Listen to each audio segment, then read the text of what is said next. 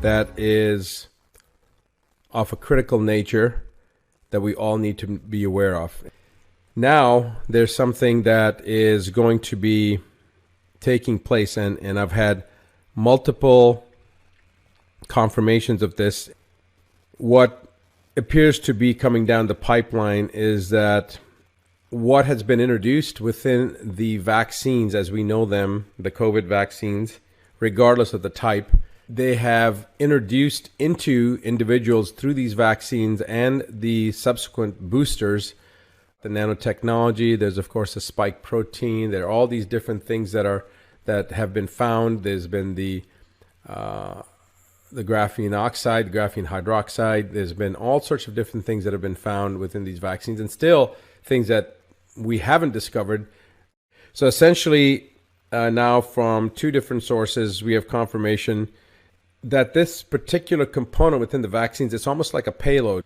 And so there's going to be a payload with some type of pathogen that will be activated by a sequence of 5G bursts.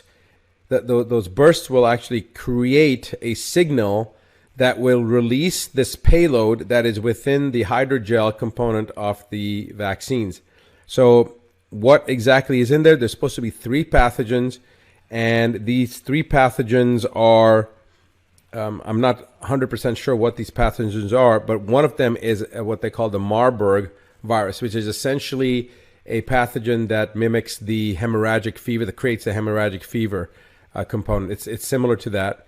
And according to, if you look that up, it says that there's a 22% to up to a 90% mortality. And when that happens, yes, obviously these people are going to die. And so we're talking, not hundreds of thousands. We're talking about millions and millions of people worldwide that are going to have this effect.